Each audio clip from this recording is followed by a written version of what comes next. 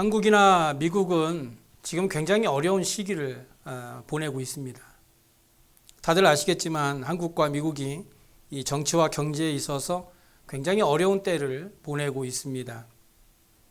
한국은 심지어 좌파니 우파니 하면서 자신이 지지하는 쪽의 입장을 내세우면서 나라가 둘로 나누어지는 지경에까지 이르고 있습니다. 이런 모습을 한마디로 총체적 난국이라고 표현하기도 합니다. 이러지도 저러지도 못하는 상황에 놓이게 된 것이죠. 하지만 이런 상황은 역사적으로 볼 때 언제나 있어 왔습니다. 특히 성경 안에서도 어느 한 나라에 총체적 난국과 같은 일들이 일어났다는 것은 어렵지 않게 찾아볼 수 있습니다.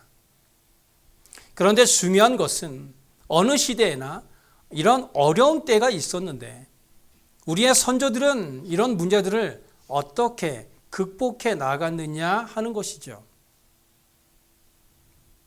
오늘날 총체적 난국을 맞이하게 된 우리의 현실을 이길 수 있는 방법은 우리의 선조들이 그런 문제들을 어떻게 지혜롭게 헤쳐나갔느냐 하는 것을 아는 것입니다. 성경에서는 그리스도인들을 가리켜 세상의 빛과 소금의 역할을 감당해야 한다라고 가르치고 있는데 지금 이런 상황에서 우리 그리스도인들이 어떻게 해야 세상의 빛과 소금의 역할을 감당할 수 있느냐 하는 것이죠. 성경에는 하나님의 대변인들이 있어 왔습니다. 우리는 그들을 선지자라고 부르기도 하고 예언자라고 부르기도 합니다. 그런데 성경에 나타나는 하나님의 대변인들은 모두 그들이 살고 있던 시대의 죄악사항들을 올바르게 파악하고 그 백성들이 하나님의 구원을 맛보기 위해 행해야 할 이 삶의 도리들을 사람들의 눈치를 보지 않고 과감히 전했었습니다. 모세나 여호수아가 그랬고 사사들이 그랬으며 이스라엘의 여러 선지자들이 그랬습니다. 특별히 오늘 본문에 나타난 아모스 선지자는 기원전 8세기에 이스라엘과 유다에서 예언한 선지자들 가운데 가장 먼저 예언 활동을 한 선지자로서 다른 선지자들에게 영향을 끼치기도 한 선지자입니다.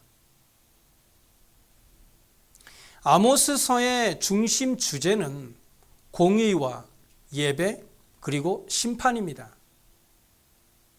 하나님께서는 공의로 세상을 다스리셔서 죄악된 세상을 공의로 심판하시지만 바른 예배를 통한 이 회개하는 자들에게는 사랑과 은혜를 베푸시는 하나님이다라는 사실을 아모스서에서 말씀해 주고 있습니다. 먼저 아모스 1장 3절에 보시면 여호와께서 다메섹에 서너 가지 죄로 말미암아 내가 그 벌을 돌이키지 아니하겠다고 말씀하셨습니다.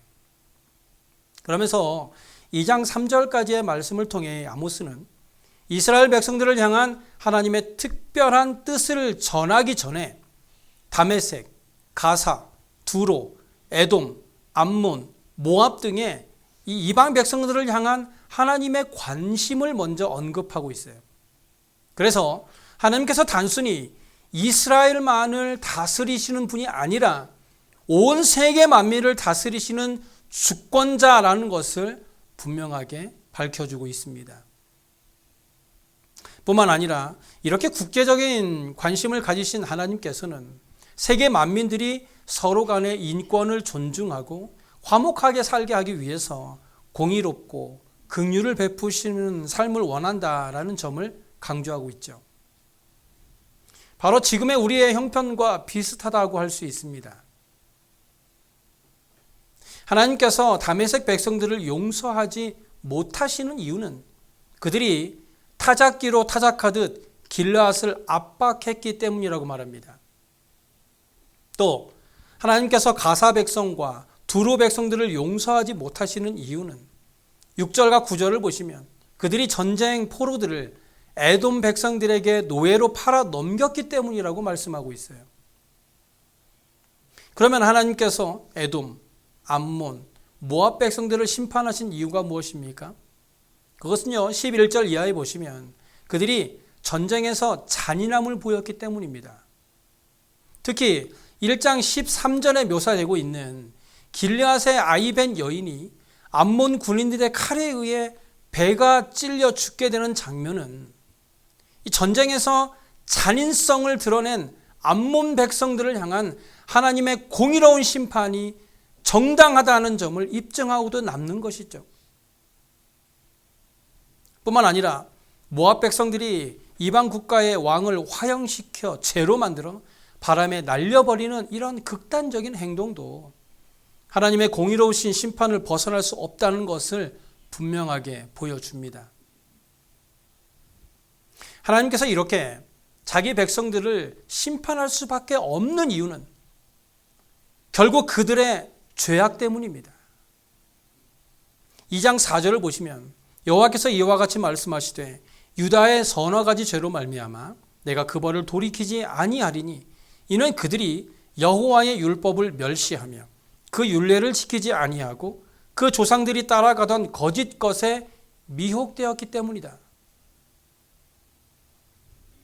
여기서 알 수 있는 당시 이스라엘 백성들의 죄는 하나님의 선민이었던 유다 백성들이 하나님의 율법을 멸시하고 우상에 미혹되어 살았다는 겁니다. 그런데 그들의 이런 죄는 4장 4절과 5절을 보시면 한마디로 형식주의에 빠졌다는 것입니다. 형식주의에 빠졌다. 이스라엘 백성들이 베델과 길갈에서 아침마다 희생 제물을 드리고 3일마다 11조를 드리고 수은제와 낙헌제를 드리는 열심을 보였지만 하나님께서는 그들의 행위를 오히려 죄를 더하는 것으로 간주하셨습니다. 마음으로는 하나님을 사랑하거나 감사하지도 않으면서 예배 의식에만 충실할 때 하나님께서는 그런 형식에 치우친 예배 행위를 죄로 여기시는 겁니다. 지금 우리가 드리는 예배와 11조와 각종 봉사와 섬김들이 하나님이 보시기에는 죄를 더하는 일이 될 수도 있다는 거예요. 이 얼마나 두려운 일입니까? 나는 나름대로 열심히 하나님께 예배하고 헌금하고 봉사했는데 이런 나의 열심이 무색하게 오히려 나의 죄를 더하고 있는 죄를 될 수도 있다는 것이 정말 두려운 말씀 아닙니까? 우리는 바른 예배를 드려야 합니다. 하나님을 예배하는 자리라고 해서 모두 다 하나님께서 기뻐 받으시는 예배가 아니라는 겁니다. 저는 오늘 이 본문의 말씀에 정말 뒤통수를 한 대 맞은 것 같은 느낌을 받았어요.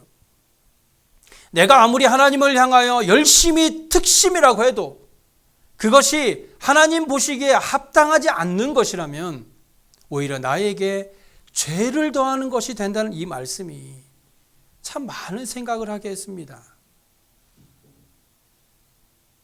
저는 요즘 새롭게 시작하고 있는 이 찬양팀을 보면서 참 많은 위로를 얻고 있습니다.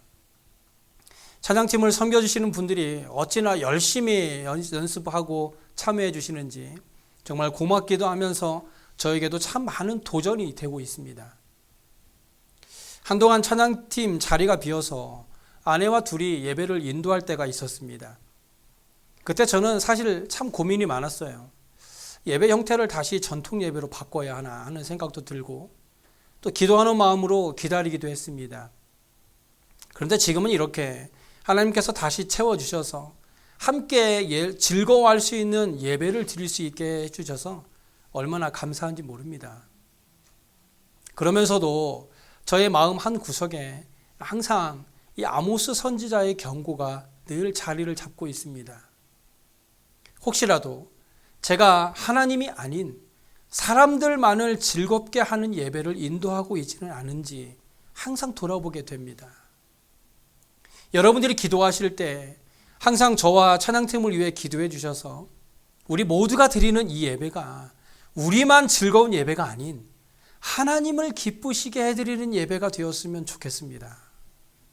오늘 본문에 나오는 아모스의 경고는요, 하나님의 경고를 듣고도 회개하지 않으면 결국 망한다는 겁니다. 오늘 보면 아모스 4장 6절에서 11절을 보시면 너희가 내게 돌아오지 아니하였느니라 라는 말이 5번이나 언급되고 있어요. 너희가 내게 돌아오지 아니하였느니라. 하나님께서는 그의 백성들이 죄악에 빠져 있을 때 더 큰 죄악에 빠지지 않고 회개할 수 있도록 그들을 징계하셨습니다. 백성들이 먹을 양식이 떨어지게 하거나 가뭄이 들게 하거나 흉년이 들게 하거나 연병이 들게 하거나 성읍이 무너지게 하셨죠.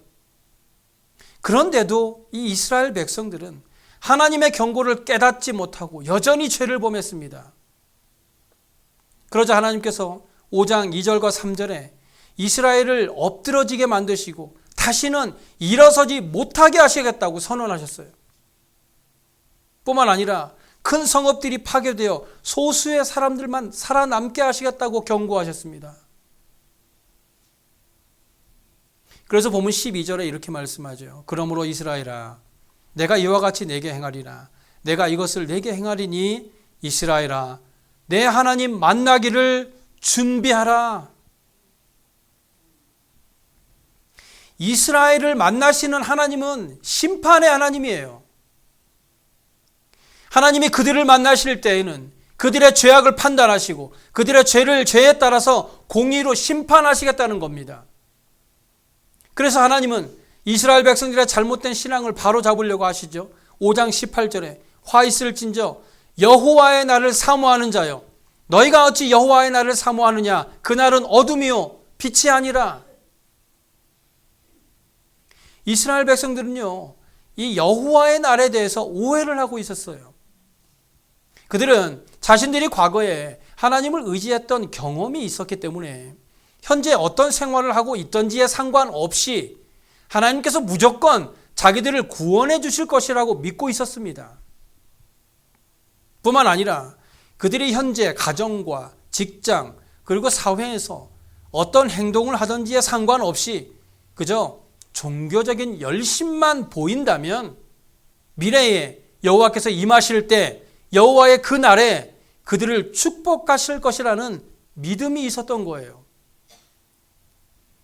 하지만요 여기 18절에서 아모스가 경고하고 있는 것은 하나님의 뜻에서 벗어나 사회에서 불의를 행하고 교회에 와서는 형식적인 예배를 드리면서도 기도할 때는 주님의 날이 속히 임하여 자신들을 축복해 주시기를 간구하는 자들은 축복 대신에 심판을 받게 될 거라는 겁니다.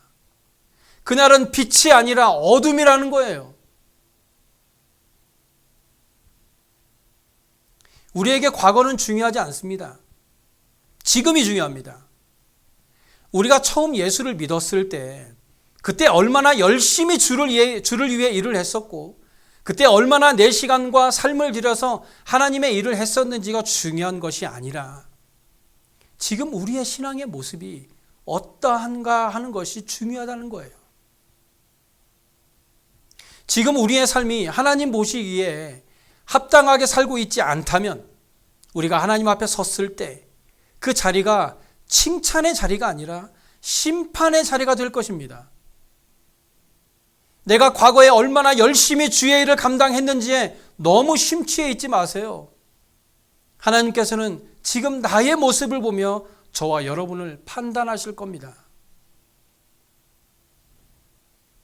아모스 5장 21절부터 23절을 보시면 내가 너희 절개들을 미워하여 멸시하며 너희 성회들을 기뻐하지 아니하나니 너희가 내게 번제나 소제를 드릴지라도 내가 받지 아니할 것이요 너희의 살찐 희생의 화목제도 내가 돌아보지 아니하리라. 내 노랫소리를 내 앞에서 그칠지어다 내 비파소리도 내가 듣지 아니하리라. 이 얼마나 두려운 말씀입니까?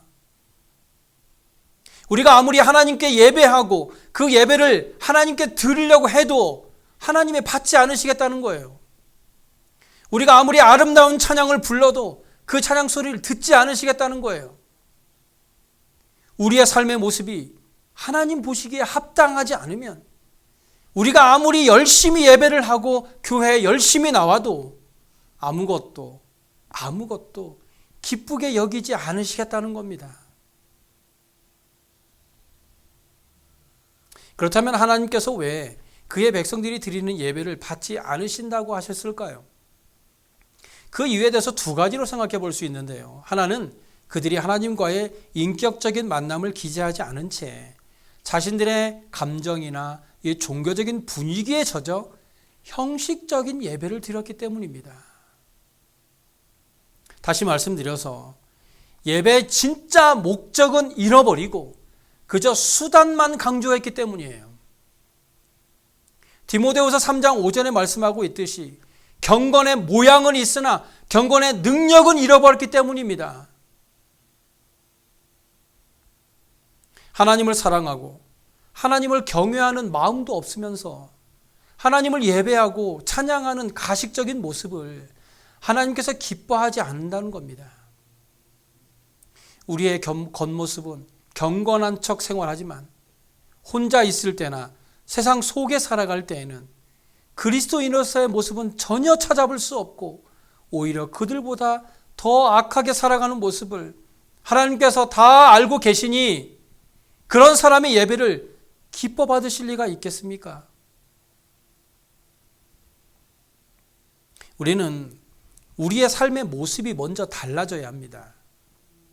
교회에 나올 때만 그리스도인이 되어서는 안 됩니다. 누가 볼 때만 경건하고 거룩한 척 살아가면 안 됩니다. 지금의 저와 여러분의 삶의 모습을 하나님께서 다 지켜보고 계시고 그런 삶의 모습을 통해 우리가 드리고 있는 지금 이 예배를 받으실지 안 받으실지를 결정하겠다는 겁니다. 그래서 하나님께서 그의 백성들의 예배를 받지 않으시는 두 번째 이유는 그들의 예배에서 보여지는 신앙적인 열심이 사회생활에서 공의로운 삶의 형태로 이어지지 못하기 때문이에요. 즉, 교회에서의 삶과 교회 밖에서의 삶이 너무 달랐다는 거예요. 아모스 시대에 이스라엘의 여러 성도들은 하나님께 예배하는 자들로 가득 차고 그들이 드린 제물로 넘쳐났지만 사회 전역에서 들려오는 소리들은 불의와 편견으로 말미암은 가난하고 소외된 자들의 울부짖음과 탄식이었습니다. 당시 교회들은 부흥하고 있었지만 그 교회들이 빛과 소금으로서의 사회에 미치는 영향은 전혀 없었기 때문에 그 사회는 더욱더 죄악으로 치닫고 있었던 거예요. 그래서 아모스 선지자는 5장 15절에 너희는 악을 미워하고 선을 사랑하며 성문에서 정의를 세우라고 외치고 있는 겁니다. 그러면서 아모스는 24절에 이렇게 외치죠. 오직 정의를 물같이 공의를 마르지 않는 강같이 흐르게 할지어다. 지금 아모스는 정의와 공의를 말하고 있어요. 여기서 아모스는 오늘날 그리스도인들이 하나님 앞에서 참된 그리스도인이 될 수 있는 길을 제시합니다. 그것은 개인적으로나 사람들 앞에서 하나님께 예배를 드릴 때마다 하나님을 인격적으로 만나 하나님의 거룩하고 공의로운 뜻을 발견하는 것이고 그렇게 발견한 하나님의 뜻을 사회에 나가서도 세상에 나가서도 그대로 실천하라는 것입니다. 마태복음 22장 37절 이하에 예수께서 이르시되 내 마음을 다하고 목숨을 다하고 뜻을 다하여 주 너희 하나님을 사랑하라 하셨으니 이것이 크고 첫째 되는 계명이요 둘째도 그와 같으니 내 이웃을 내 자신같이 사랑하라고 하였습니다. 우리가 교회에 나와서 이렇게 열심히 찬양을 부르고 거룩하게 예배를 드리며 하나님을 사랑하는 마음을 잘 표현했다면 이제 하나님을 사랑하는 이 좋은 모습을 세상에 있는 우리의 이웃들에게도 그대로 실천하면서 살아가라는 겁니다. 즉, 교회 안에서만 그리스도인이 아니라 교회 밖에서도 그리스도인이 되어야 한다는 거예요. 반대로 지난 6일간의 삶이 하나님이 기뻐하시는 삶이 될 때에 주일날 그 모습 그대로 나와서 하나님을 찬양하고 예배할 때 바로 그 예배가 하나님이 받으시는 예배가 된다는 겁니다. 하지만 그렇다고 해서 아모스는 하나님의 심판에 대해서만 말씀하지 않았어요. 9장 11절과 12절을 보실까요? 그날에 내가 다윗의 무너진 장막을 일으키고 그것들의 틈을 막으며 그 허물어진 것을 일으켜서 옛적과 같이 세우고 그들이 에돔의 남은 자와 내 이름으로 일컫는 만국을 기업으로 얻게 하리라. 이 일을 행하시는 여호와의 말씀이니라. 아모스 1장부터 8장까지 이스라엘 백성들의 죄를 쭉 나열하면서, 그러니까 너희가 회개하지 않으면 망할 것이라고 말씀하신 하나님께서 이제 9장 마지막 장에 와서는요, 죄악에 빠진 자들을 공의롭게 심판하시겠지만 하나님의 말씀을 듣고 회개하는 자들에게는 다시 한번 살아보도록 새 출발을 허락하시는 은혜를 주시는 분이다라는 것을 말하고 있어요. 즉 하나님의 심판은 그들을 정죄하고 죽이기 위한 심판이 아니라 그들을 회개시키고 그들을 다시 일으켜 세워서 다시금 하나님의 백성으로서의 거룩한 삶을 살도록 하기 위한 방편이라는 겁니다. 그런데 이런 하나님의 은혜는 회개한 사람에게 주어지는 것이 당연한 일이겠지만 로마서 5장 8절에 말씀하고 있는 대로 우리가 아직 연약할 때에도 여전히 우리를 사랑하고 계십니다. 결국 아모스가 말씀하고 있는 결론은 그럼에도 불구하고 하나님은 우리를 사랑하신다는 겁니다. 요즘 저와 아내는요, 폭삭 속았수다라는 드라마를 보면서 울다가 웃다가 웃다가 울다가 그러는 시간을 보내고 있어요. 이 폭삭 속았수다라는 드라마는요, 제주도를 배경으로 해서 1960년대부터 1980년대에 있었던 그 당시 한국 사회의 문화를 아주 재미있게 그려낸 드라마입니다. 이 드라마의 주인공이 박보검 그리고 아이유라는 배우인데요. 이들은 1960년도 그 어려운 한국 사회에 치열하게 살아남으면서 특히 남존 여비 사상이 남아있던 그 시대에 여자로 살아가는 것이 얼마나 어렵고 서러운 일이었는지를 잘 보여주는 드라마입니다. 그런데 이 드라마의 묘미는 대사에 있습니다.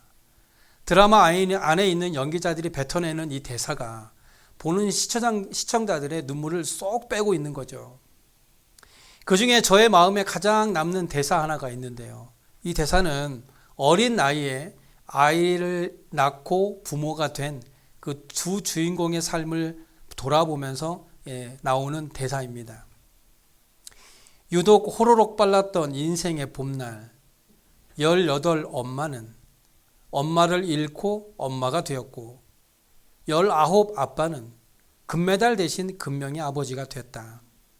그들의 봄은 꿈을 꾸는 계절이 아니라 꿈을 꺾는 계절이었다. 그렇게도 기꺼이. 누구나 인생에 따뜻한 봄날을 꿈꿉니다. 하지만 현실은 마냥 따뜻하지만은 않습니다. 세상에서는 내가 무언가를 얻기 위해서는 반드시 잃는 것이 있습니다. 그렇게 내가 세상에게 대단한 나의 무언가를 내주었을 때 세상은 아주 작은 것으로 나에게 돌려줍니다. 그래서 우리는 세상에서 늘 실패하고 좌절하고 마는 것이죠. 하지만 하나님의 사랑은 달라요. 하나님은 내가 아무것도 드리지 않아도 그렇게도 기꺼이 그의 독생자 예수 그리스도를 우리에게 내어주셨습니다. 하나님의 사랑에는 아무런 대가가 없습니다. 하나님이 먼저 우리를 사랑하셨고 내가 예수를 믿기 전 이미 예수 그리스도를 통해 우리를 향한 하나님의 사랑을 보여주셨습니다. 이제는 우리가 하나님께로 돌아가야 합니다. 오늘 본문의 말씀을 통해 하나님께서는 너희가 내게로 돌아오지 않았다고 탄식합니다. 우리를 향하여 하나님의 무한하신 사랑을 보여주신 하나님께로 돌아가서 하나님의 거룩한 자녀로서의 삶을 살아가야 합니다. 그리스도인으로 산다는 것은 매일매일 나를 쳐서 십자가에 복종시키는 겁니다. 지금 당장에 바뀌지 않을 수도 있어요. 오늘 다짐하고 내일 또다시 무너질 수 있습니다. 그렇다고 해서 포기해서는 안 됩니다. 비록 우리가 오늘 은혜를 받고 마음에 다짐을 했지만 내일 또다시 무너질지라도 우리는 계속해서 나아가야 합니다. 우리는 계속해서 회개하며 하나님의 은혜를 구해야 합니다. 나만 포기하지 않으면 우리는 거룩하게 살 수 있습니다. 오늘의 연약함을 하나님 앞에 내어놓고 내일의 하나님의 은혜를 구할 때 우리가 살아가는 하루하루의 삶이 하나님이 정말 기뻐하시고 축복하시는 저와 여러분의 삶이 될 줄로 믿습니다. 기도하겠습니다.